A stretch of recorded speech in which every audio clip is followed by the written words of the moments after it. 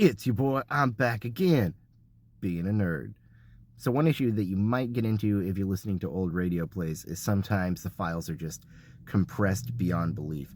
A lot of times people are just recording onto cassette tapes, and they may have either listened to that episode 1,000 times and worn out the tape, or they kept recording over that and it wore out the tape.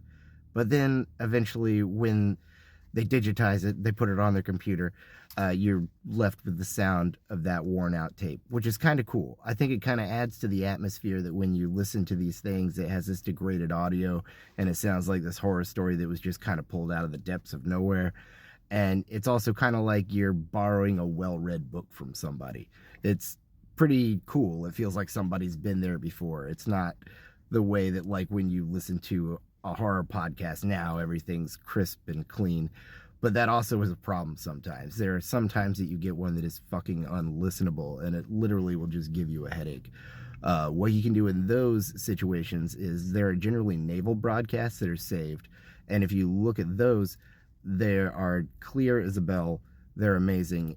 It's honestly funny because if you listen to some of the naval broadcasts between CBS Radio Mystery Theater and then the ones that people recorded at home, there were times that when I listened to the first naval broadcast, I had to pause because I was like, that doesn't even sound like E.G. Marshall, at least not the voice that I know.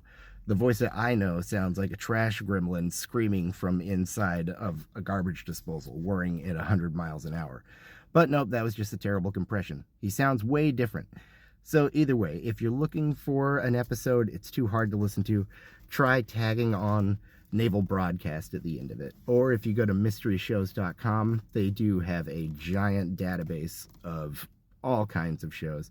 I mean, there's shows for everything on there. You'd be surprised how many old-time radio shows they have for, like, I mean, things like Star Wars, Batman, Andy Griffith.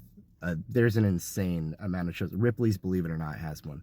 But either way, mysteryshows.com is that. Check it out. That's free. It's a great resource. And all right, have a good time. Happy hunting.